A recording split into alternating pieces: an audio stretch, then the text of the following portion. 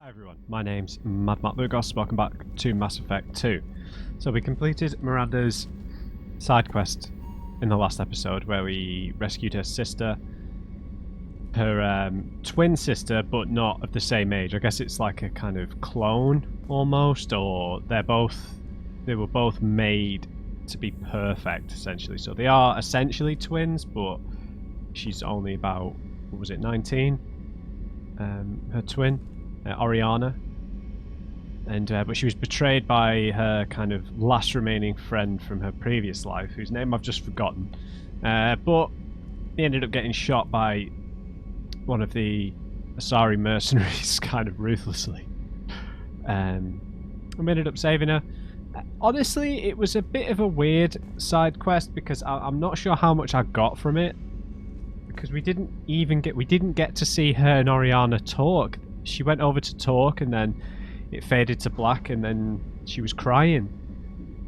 I feel like a mission like that would really benefit from cutting out more of the combat and having just a bit more chatting, right? And then maybe we'd get to talk to Oriana as well, or just maybe not talk to her, but just listen to their conversation, right? Because the bits where we actually got to interact and hear about the situation and her friend who'd betrayed her with the evil goatee were really interesting. But it feels like they feel like they have to put like a shooting gallery in there for some reason. I understand that the mercenaries were there, but I'm hoping that Tali's mission is just like almost like a purely cerebral quest, you know, where we just talk to everybody. But it was nice for Miranda to get some closure. I'm glad she didn't didn't just leave. I'm glad that she actually spoke to her. That might have its own consequences. Maybe Oriana will be curious to find her real father if she told her that, but we don't know. So I just mean the emotional impact of it was a little bit lost on me, a little bit lost. But we might get a bit more context now because her and Jack had a big confrontation. They essentially want to kill each other, or at least Jack definitely wants to kill Miranda because of her opinions on the Cerberus scientist. I think Miranda's probably making a pretty reasonable assertion that it wasn't Cerberus, they were kind of like an offshoot. But we're going to talk to everybody now because we've just done this side quest before we move on. Thanks again, Shepard. Taking the time to help me with my sister. I couldn't have reached Oriana in time without your help. It's all good.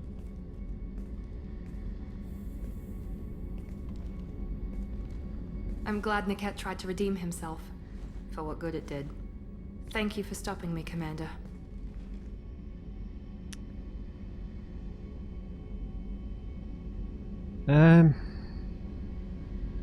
What about Oriana? What do you think she'll do? Are you happy about your sister's relocation? She has what I wanted her to have. A normal life, and the freedom to choose her own path. And she knows she has an older sister. A friend. What did you say to her? You never told me what you talked about. I introduced myself. Her family was shocked. She adjusted quickly, of course. She's as smart as I am. She plays the violin, loves the adagio movement of Nielsen's Fifth, just like I do. She wants to work in colony development. Told a joke about it. She's really funny, something we don't share. I guess so. Okay, maybe we're going to get details of that conversation now then, I guess. So will you continue to stay in touch, or will you maybe leave her alone? Are you going to talk to her again? I honestly don't know. For once, I haven't planned that far ahead. I'll deal with it after our mission. I have to stay focused, and she needs time to adjust to her new home.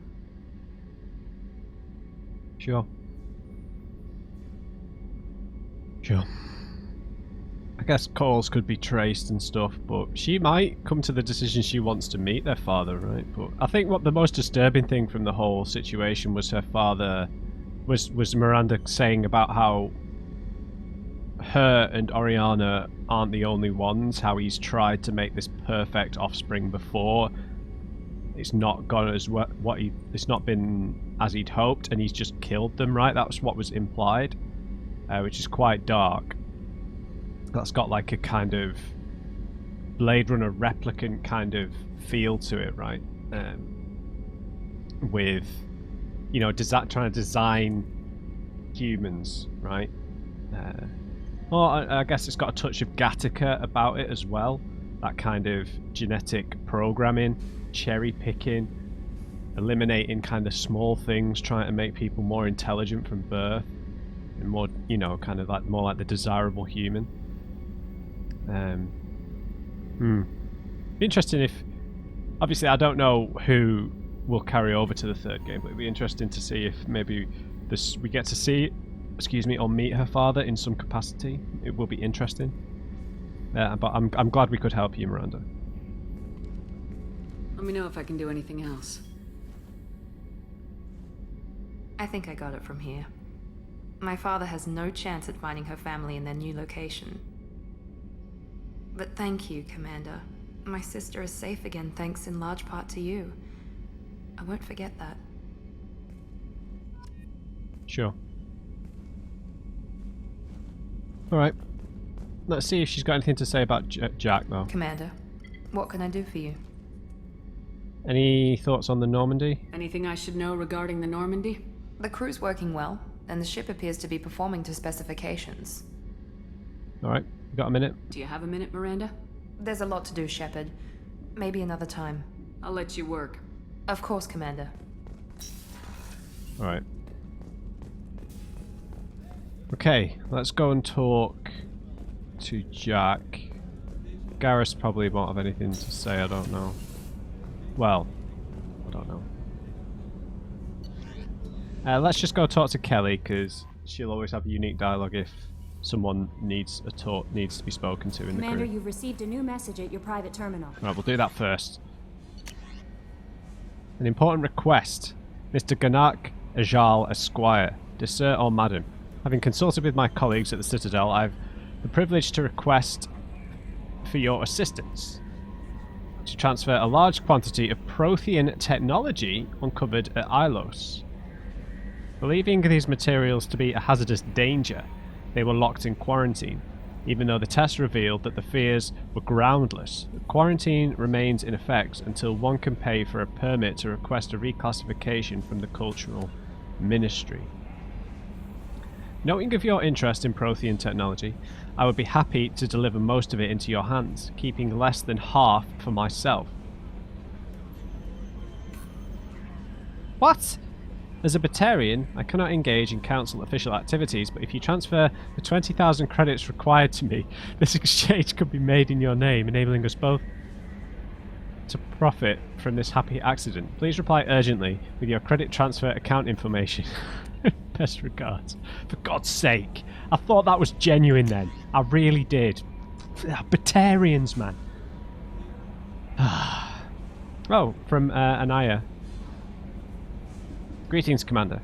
I'm not completely sure this will get to you, but thanks again for helping me deal with Samara. The Eclipse mercenaries have gotten real quiet around here.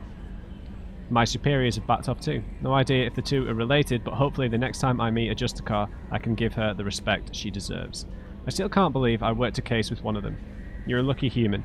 If I find any more data on her target, I'll pass it along. Thanks. Detective Anaya, Ilium, Law Enforcement.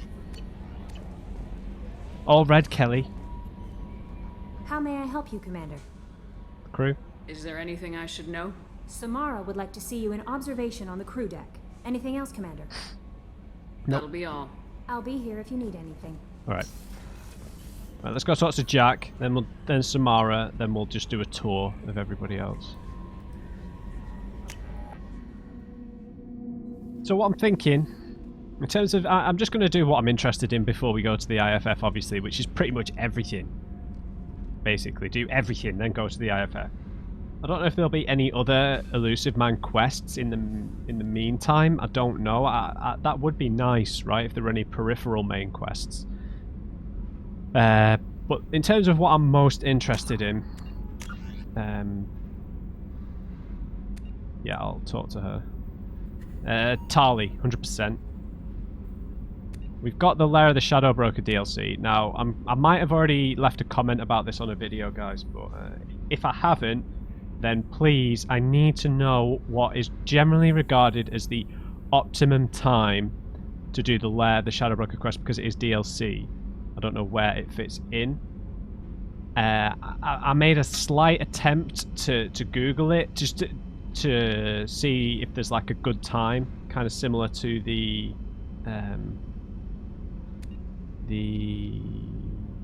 what was the quest called? To the Arrival quest. But it's so difficult, man. You go and you end up on Reddit, and you know someone's going to mention how stuff carries over. So I didn't read past the initial like question, so I don't know if it's best to do it now or to wait until post main quest, because there is end game in this game right? So what I'm most interested in, is Tali. We'll see what Samara says, but I'm interested in Garrus after that, maybe. Thane and Garrus are both on the Citadel, so we'll do both of them at the same time. But I really like Samara, not for the obvious reasons. But yeah. Oh. Help her later. Okay, maybe. Okay. We've picked up. I don't like this stupid scar system. That is pandering to the Paragons, right? To be evil or to be a renegade, not evil, you have to have some sort of facial disfigurement. I know that people who have some sort of facial disfigurement always have that as a major complaint in, like, like in James Bond, how like so many of the villains are like have some sort of disfigurement, like a scar or something on the traditionally, and it's just kind of cheesy, right? Yeah. So I've got 4 points. I'm gonna go for combat drone. I know we're gonna get another thing, but I want to basically I'm gonna wait until I've got overload maxed out, and then I'll decide, and then we'll have done a bunch more side quests to get abilities from people, so then I'll activate it and any future points, because I don't really bother using cryo or hacking that much. We get by on our kind of 3 main abilities and shooting. So let's upgrade our combat drone.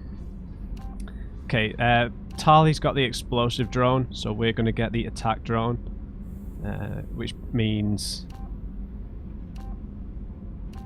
the drone can do damage.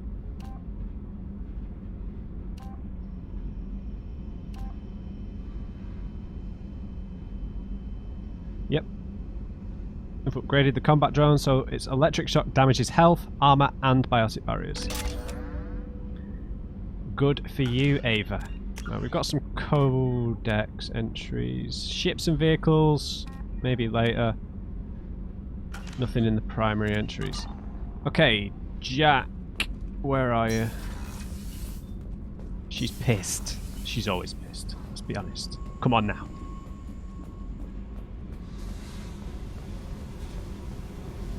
How you doing? Hey. What's happening? Shepard, we talked enough. You're just pissing around. No hard feelings, but I don't want to play. What the hell, man? You just had a huge argument. What do you think of Miranda and Jacob? Jacob doesn't know who he is, but that's not my problem. Alright. I should go. Whatever. Alright, do one then. Man, we put so much effort into getting to know her and stuff. I haven't said any like snappy renegade responses to her, have I? Did you hear that we are sharing our deck with a Krogan? Well, ain't that peachy? Yeah, maybe things will develop a bit more once we've done some other quests. I'm not sure. Whenever we have time, I've gotten the migrant fleet's location. I'll get back to Talk to you later. Okay, I don't think anyone else is going to have new stuff until we've done their quests. Samara.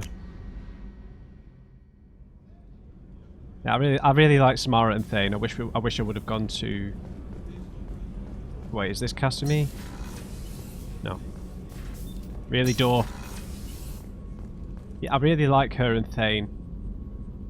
The one thing I always appreciate in games, right, is to have some more mature characters. Characters who've been through stuff. Do you know what I mean? And it gives you a lot more perspective. Like, so having a mix of characters, because you've got characters like Miranda and Jacob, who've, don't get me wrong, they've been through stuff, but they're still kind of they're like 20 somethings. It's making me sound old. I'm not that far ahead of that, but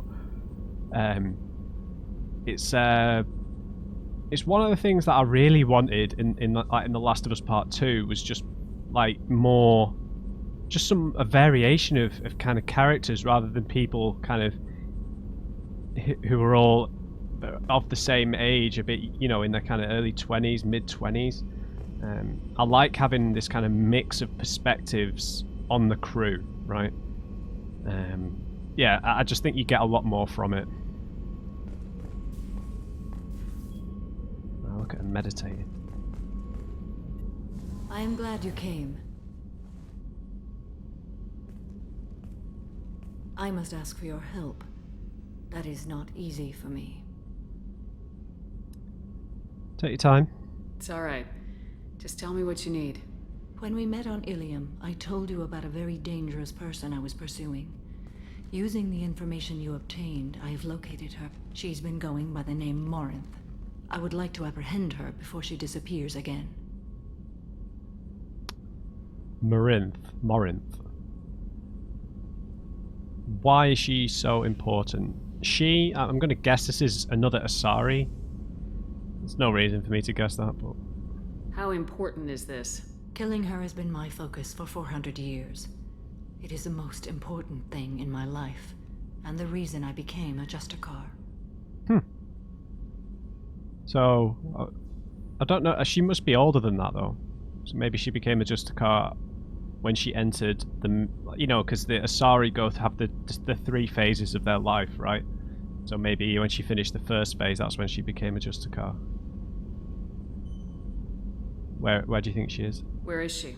Omega, a nightclub Oh. called Afterlife. Seems a perfect place for her to hunt. Wait, what? Is it... We've not been there for so long. Is it Carrie-Anne Moss? Is it Trinity? Is it... Shit. Come on, Matt, you can remember her name.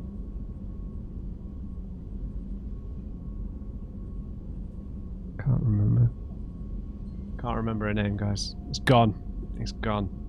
Trinity. It's probably not her, right? The age. I don't know. Is it Trinity? Why is it so urgent? Didn't you say you'd pick up her trail after our mission? I know where she is, right now. In a month, she may be gone. This is the best opportunity I've ever had. Okay, it's not her. It's not her, is it? She lives there. Who is she really? You're being a bit cryptic about this. Tell me about her. She is an Ardat Yakshi. It is a term from a dead Asari dialect. It means demon of the night winds, but that is mythology. She is simply a very dangerous woman who kills without mercy. I don't think Samara kills without mercy. I think she is very respectful of... similar to Thane, where like they take the... Even though they're killing people, they... like the kind of prayers that they were doing and the things that she said, like before she killed that Eclipse mercenary, like... They don't do it lightly, they just do it purposefully. So what's with the name? So is an Ardat Yakshi a special kind of murderer? Morinth suffers a rare genetic disorder. When she mates with you, there is no gentle melding of nervous systems. She overpowers yours, burns it out, hemorrhages your brain. You end up a mindless shell, and soon after, you are dead. Now there is a expression for that, isn't there? I can't remember what it is. What do you call it now? I'm sure there was like a French film that was based around that idea of death during, or of one person dying during intercourse. I can't remember.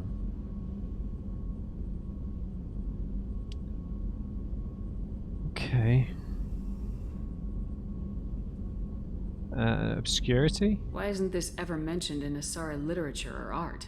When we were primitive, there was much fascination with Ardat Yakshi. Some cultures worshipped them as gods of destruction. Now the Asari have a place in the galaxy, and they don't wish this defect to be widely known. As far as I know, only 3 exist today. 2 chose a life of seclusion. The 3rd ran. Morinth. She ran, and I am sworn to kill her.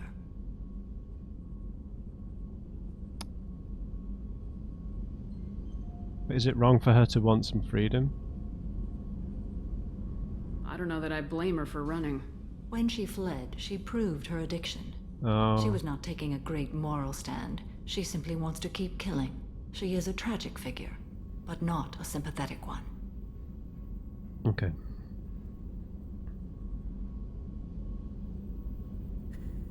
So, does she have no control? Is she cognizant of the issue, or does she just bask in it? Can't she abstain? Each encounter gives her strength.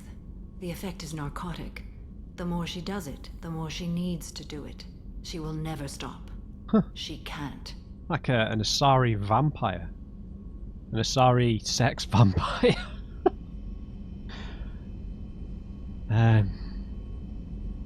Wow, okay. Because of her genes? So you hunt down these Asari just because they're born with a genetic condition? It manifests with maturity. When one is diagnosed, she is offered the chance to live in seclusion and comfort. If she refuses, it shows her addiction to the ecstasy she gets from killing her mates. There is no redemption for such a person. It's difficult. Yeah, this is tricky. I suppose in some ways, I guess, like she said, it manifests with maturity, and for an Asari, maturity might mean being several hundred years old. And I know it's all relative, like that's a short percentage of their usual lifespan, but I suppose seclusion wouldn't be so bad after you've already got to live a somewhat free life in some ways.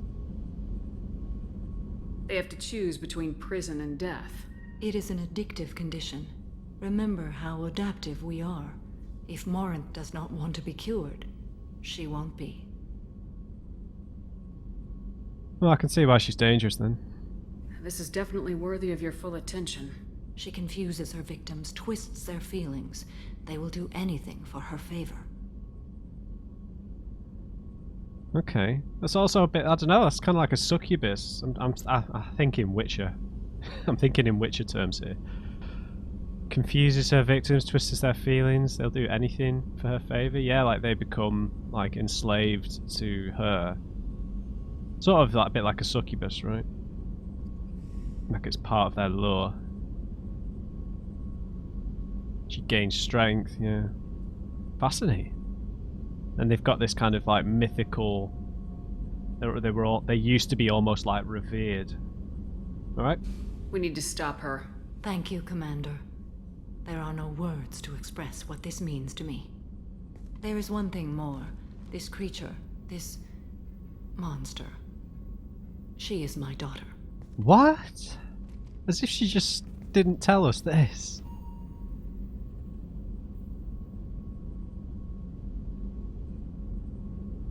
Wow. Oh, this is rough. So she became a Justicard to stop her own daughter. Jeez. Have you got any other children? You said this is genetic. How many children do you have? 3. And 3 Ardat Yakshi are in existence today. It is as it sounds. Morinth was always the wild one. She was happy and free, but selfish. Wait, so are you... Is she... Is Samara one as well?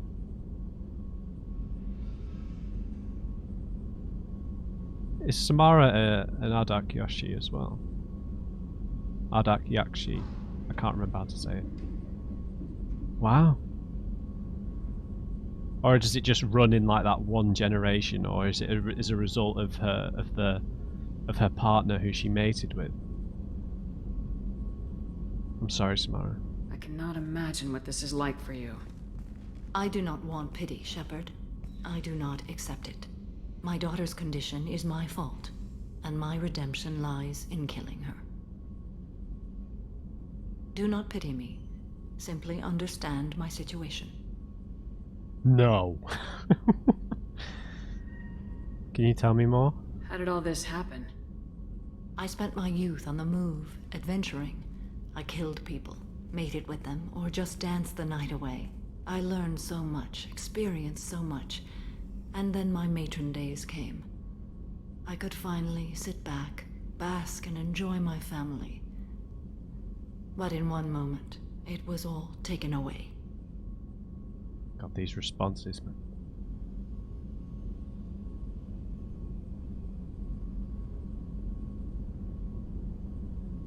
Cry me a river, really? This must have been devastating. Sounds terrible.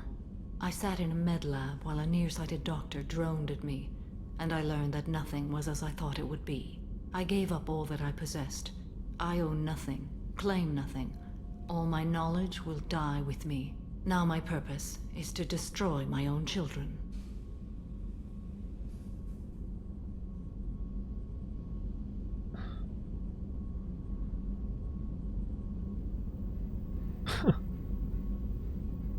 Wow. Wow.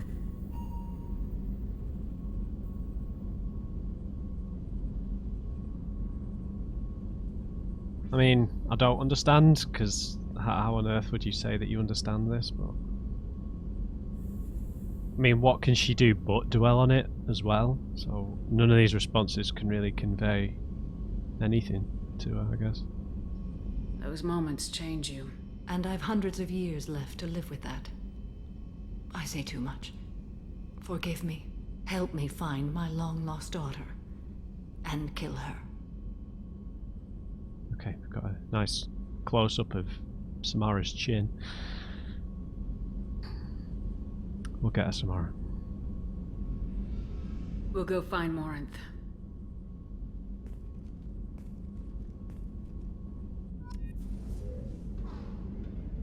I'm a bit speechless, guys.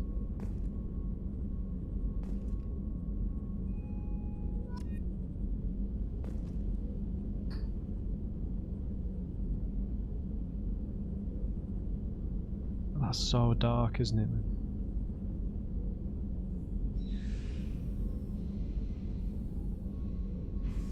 We haven't spoken to Edie in here. What's this area of the ship? This is one of the ship's observation decks.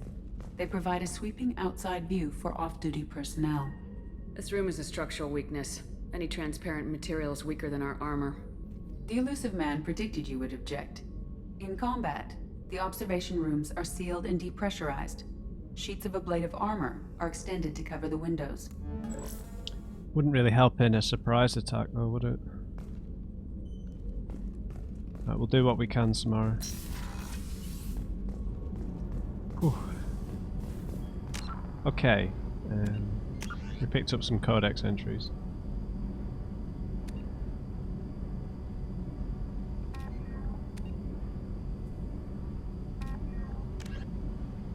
An Ardat Yakshi,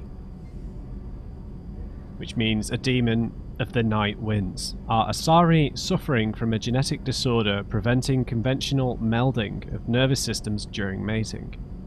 Instead, Ardat Yakshi electrochemically ravage their partner's nervous systems, in extreme cases leaving victims as vegetative invalids or corpses.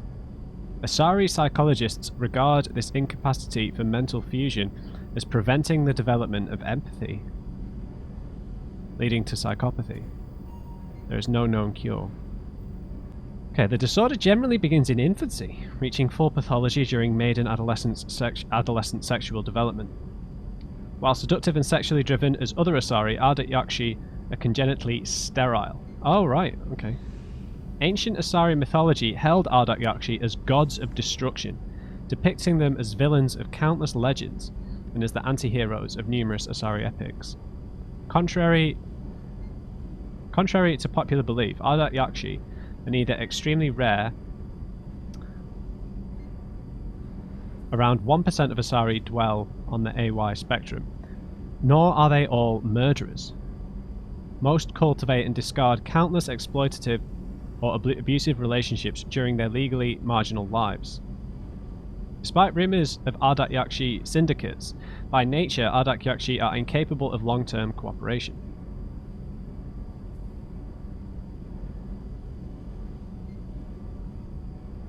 But didn't Samara say that her 3 children are the only 3 currently alive?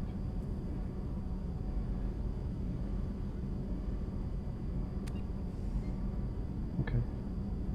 As a disproportionately wealthy species, Asari employ their economic reach and media ownership to hide the AY pathology from the galactic community, placing most Ardat Yakshi in monitored work programs or seclusion. Only the most aggressive cases are sentenced to sanitaria and prisons, or to the exclusion lists of justicars. Fascinating. I'll read this while we're here. Fascinating, dude. Mantis gunship. No. It's the Helios thruster module. Intended for next-generation fightercraft, the Heed Industries Helios thruster module propulsion system far outpaces the typical liquid hydrogen-liquid oxygen reactions that power a frigate's maneuvering thrusters. By using metastable metallic hydrogen, the Helios boasts a fuel that burns at far greater efficiency than liquid H2O2. Navigators can execute the numerous small course corrections inherent to any long-distance travel without fear of exhausting the ship's fuel supplies. The net gain extends to forward impulse as well. A ship powered by anti-proton can coast temporarily, using the Helios to reach an inferior but highly unstable speed. Such efficiency lowers anti-proton consumption, a constant concern for any warship. This is going over my head again.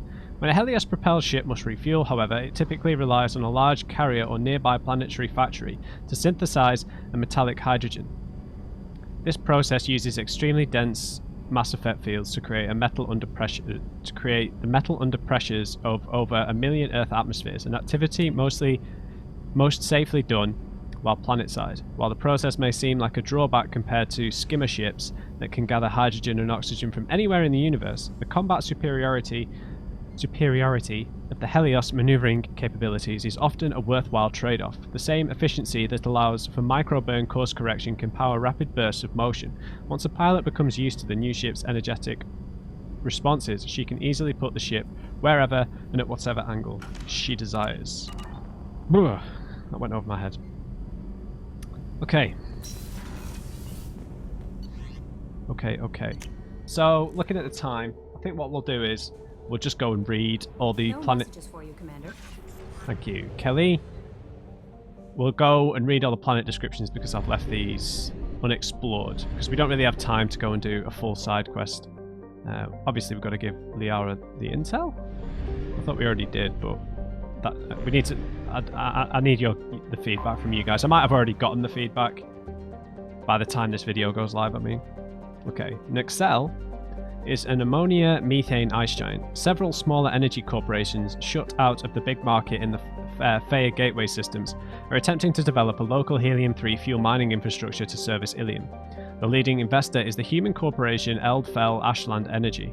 Their efforts have been hampered by the extra-legal pressure of the H3 cartels in Theia system can bring to bear. God, that sentence didn't sound right. Their efforts have been hampered by the extra-legal pressure the H3 cartels in the Theia system can bring to bear. From simple price undercuts to bureaucratic obstructions, denied permits, and constant health and safety inspections. Okay, I'm not going to scan, I'm just checking for an anomaly, which I think we'll get as soon as we click on it anyway. We're full up. Oh no, we can buy a ton of probes. And more fuel.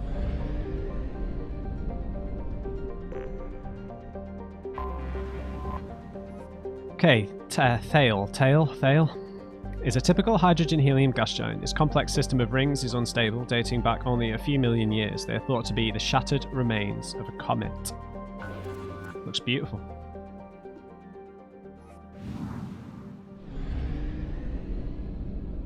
Ilium. Okay, 2 more planets. Oh, should we check the ring? Probably.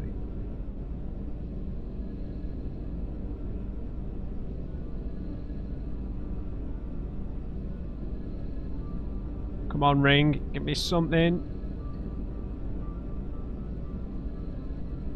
Never mind. Berrigale. While not a classical hothouse world like Venus, Berrigale is spelt differently.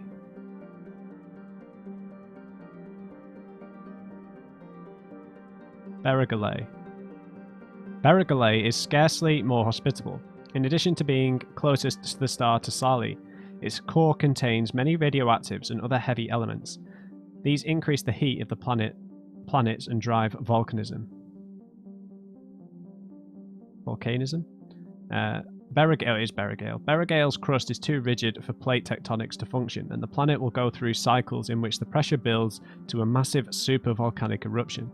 These spew ejecta over thousands of kilometers, leaving caldera 100 kilometers across, and spew enough molten material to repave entire continents. The last such event was 800,000 years ago. The current rate of outgassing from volcanic hotspots suggests another will occur within the next 10 millennia. So not a suitable holiday destination. Definitely not. Okay, Pinolus. A fairly typical Venusian hothouse. Pinolus seems almost tame compared to the violent volcanic outbursts of the inner world, Berrigale. In contrast, Pinolus is nearly inert, with no active volcanoes or plate tectonics. The most dramatic event in the last million years was the foundering of the Asari Aerostat research platform, Alvusic, in 2092, which fell after being holed by an improbably unlucky meteor.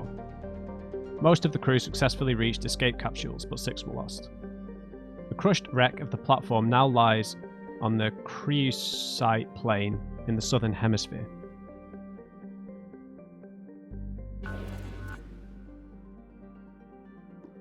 Interesting. Alright. We've explored everything here. Let's go to Lucerne. Oh, what? It's 3?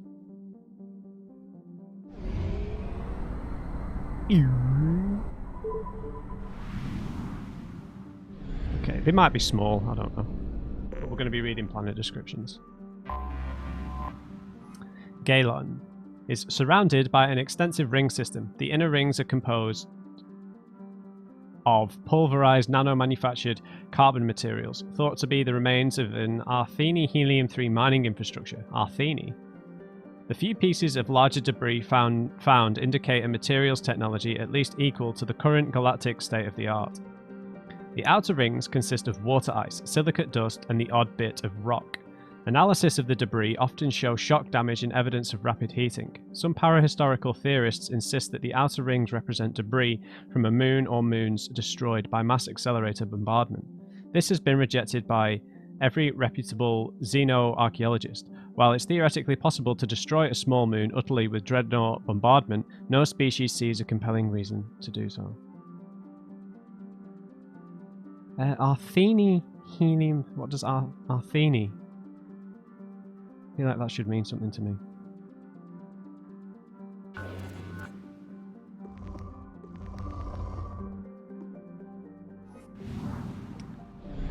Okay, we've got 3 planets here. Epho is a rocky world with an atmosphere of oxygen and carbon dioxide.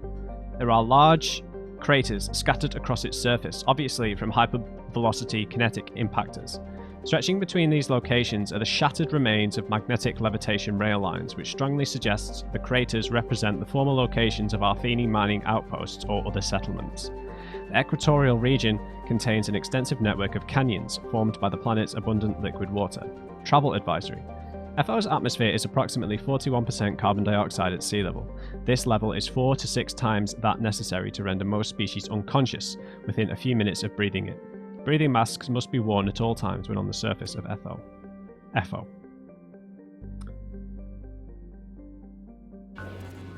I think we usually get those side quest warnings as soon as we enter the orbit, right? Oh, there's 4 planets. Anomaly detected. Aha! We'll come back. Might as well get a little side quest out of this, right? Nephima, tidally locked to the star Zelina. Nephima has the expected hot pole and cold pole. Along the Terminator is a thin band of nearly habitable terrain. Unfortunately, the local biosphere is based on a chlorinated oxygen atmosphere. It's not sophisticated, but it has proven highly dangerous. The Asari surveyor, Viralis, landed on Nephima in 1684 to study the local ecology. Unbeknownst to the crew,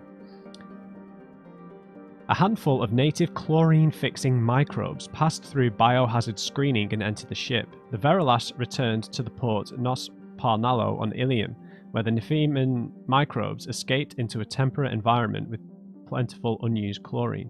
The microbes devoured the chlorides in the earth. As metabolic byproducts, they produced toxic polychlorinated biphenyls, PCBs. By the time the infestation was contained, an area of nearly 30 square kilometers had been effectively turned into a toxic waste dump. Nos Parnalo had to be abandoned, accelerating the development of Nos Astra. Fascinating. Yeah, very toxic looking. Alright, let's go and do this little side quest on I have Helimi. detected an anomaly. Helimi is a post-garden world that once enjoyed an Earth-like oxygen-nitrogen atmosphere. It's still blessed with plentiful water, but a generally cold climate and extreme seasonal shifts courtesy of a 38-degree axial tilt. Helimi is thought to be the homeworld of the Arthen. Ah, right. A spacefaring species which disappeared approximately 300,000 years ago. Precisely what happened to Helimi is still under debate, Reapers probably. It appears a global extinction occurred, wiping out all native animal life forms more complex than zooplankton. Plant forms were not affected, but the lack of oxygen-breathing life caused oxygenation of the atmosphere. Plant life was reduced after lightning storms ignited global wildfires. The leading theory for Helimi's devastation is an out-of-control biological weapon. For this reason, landing is strictly prohibited. The corporations of Ilium have emplaced a network of quarantine satellites to dissuade would-be looters from landing in the crumbling cities. Wow. So this is that definitely sounds like Reapers. They come around every, 50,000 years or something? Maybe more? 100,000? So these were maybe the generation before the Protheans? Detected in orbit. All units report to ready stations for possible anti-invasion protocol. Repeat. Unidentified ship detected in orbit. All units report to ready stations for possible anti-invasion protocol. Detected in orbit. All units report to ready stations for possible anti-invasion protocol. Repeat. Unidentified ship detected in orbit. All units report to ready stations for possible anti-invasion protocol. Detected in orbit. All units report to ready... Launching probe. Something on our sensors. That sounded like Solarian, right? Mercenary activity detected inside a mining facility on the planet's surface. Facility confirmed, registered to Eldfell Ashland Energy Corporation. Eclipse presence confirmed. Distress beacon powered down at site. Sensors detect multiple spacefaring vessel launches from the facility. Mercenaries. Right, I'm gonna... Okay, you're loyal now. I'm gonna take Castamere because she's not really been out with us.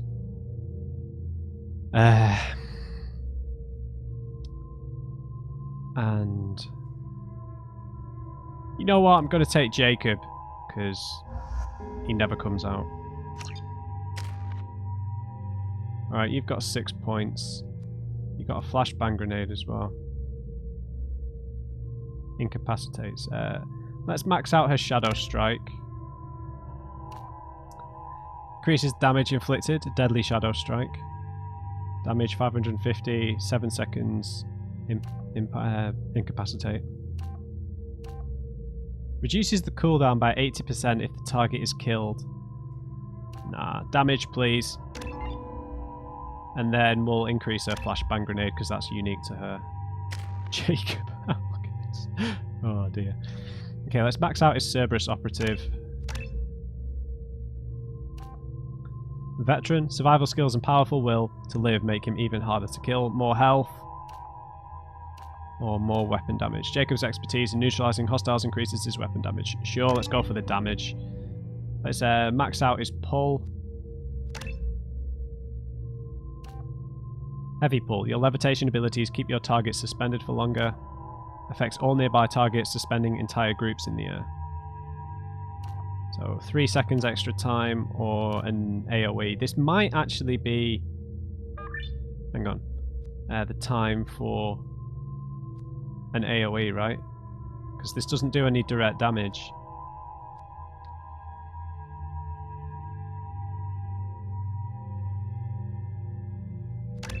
Not sure. An extra 3 seconds is like an extra 25%, right? I think we go for the AoE for this. Yeah, let's do that.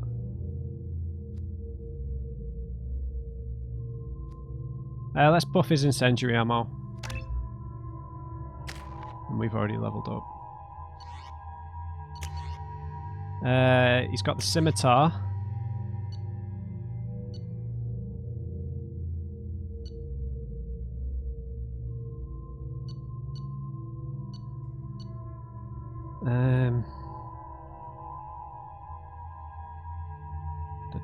Armor piercing.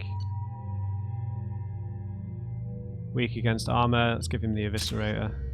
He's got the Carnifex, Cassimi, yeah, Phalanx and the Phalanx? No. Carnifex and the Locust. Shepard, yeah, Carnifex, Locust, Mattock. I'll stick with the Avalanche for now. Let's go. See if we can get in and out.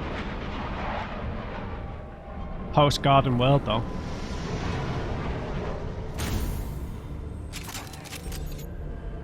Bit of a weird squad. I do like Cassimi though. Right guys, let's go.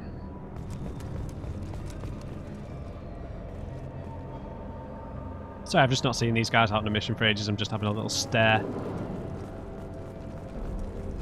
Hey! Let's not shoot all the wildlife.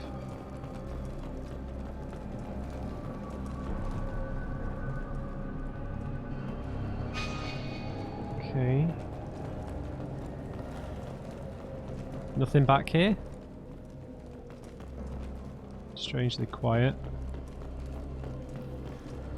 Cargo computer. Shipping log. Cargo ship Ter Alan docked and received a large shipment of resources en route to a facility in the Dranek system. Ter Alan requested escort for the shipment, claiming pirate activity along the route. Okay. Sure. What?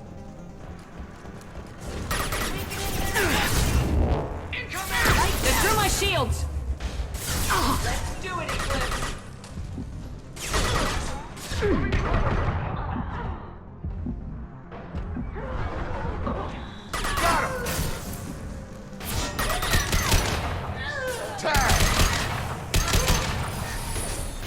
You're done! That right now. Alright. Nice to have a different squad, right? We just got a codex entry then, right? I need to put their skills on something. No, let's leave them. Just for this mission, I don't need it. Desperately. Objectives that way, let's have a look this way.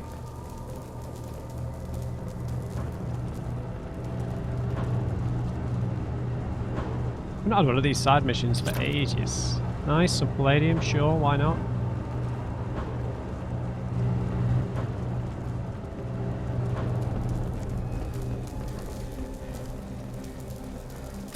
Let's get in.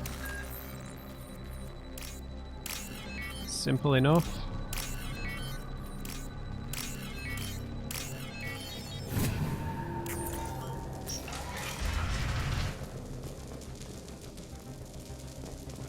PDA. Dead scientist. Alert, we're under mercenary attack. Escort civilians to crew quarters. Then return to the work area to protect the main computer at all costs. Okay.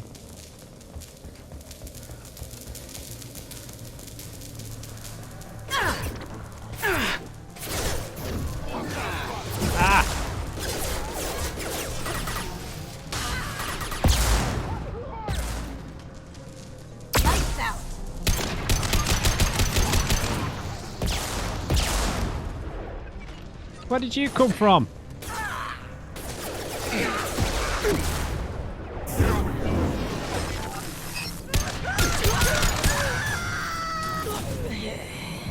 Need some cover.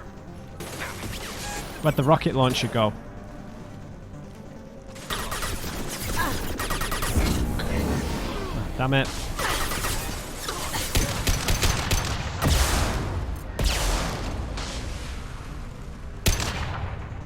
Show yourself. Going silent.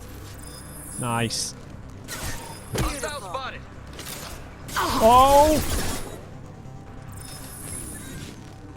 Casimir, get into cover, please. Grabbing cover.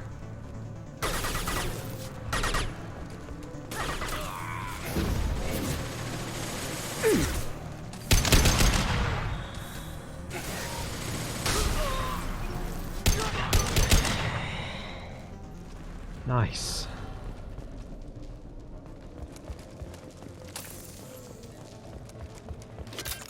Didn't realise there were that many around the corner.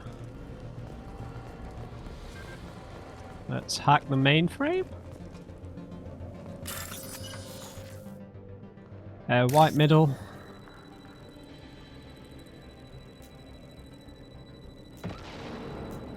No, no, no. Here we go. Orange, big white. There we go. White, orange, middle. Got it. Location of last report from Ted Allen encrypted.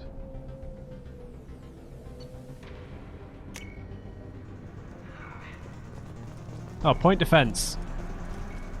Where is everyone? Lights out. Dude, where are they? There they are.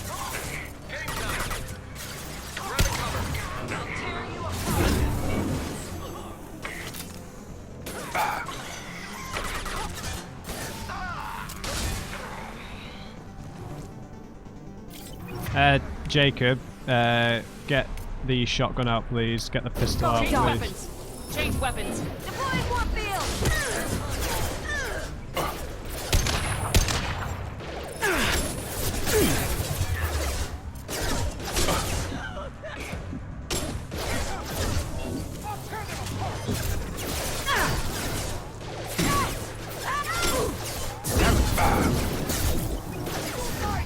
Oh, damn it, man.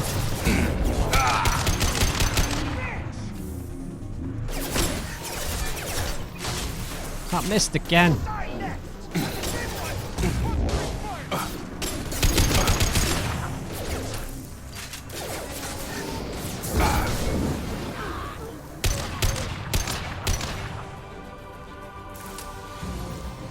Cloaking. Who's left? Oh my god! Get ready.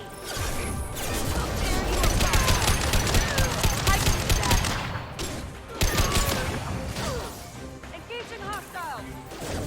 Have a nice trip.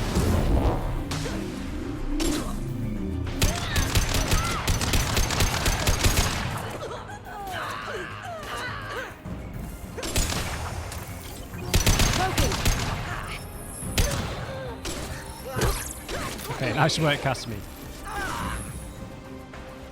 On my screen.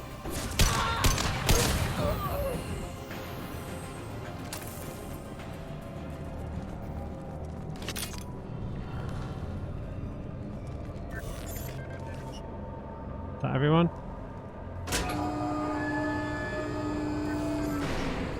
Oh.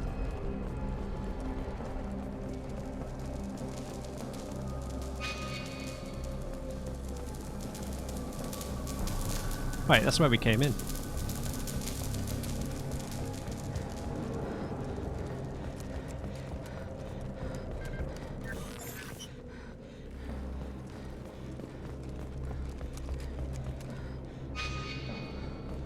Oh, I was at the wrong console.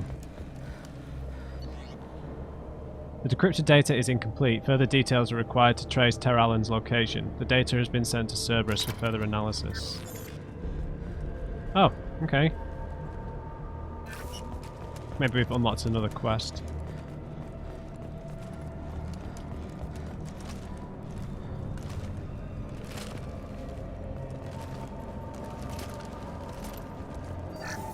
Sure.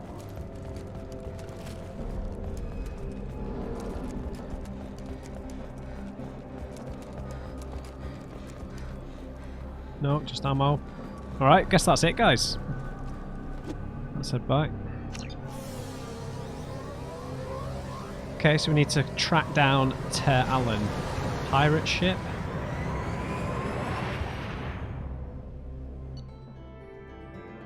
Okay. Ter Allen's location. Bit of experience, 15k credits, some palladium. Good stuff. Alright guys, going to leave it there. We'll explore the rest of this cluster. You've received a new message at your private terminal. We'll read that message in the next one. So yeah, we fascinating about Samara, man. Really fascinating.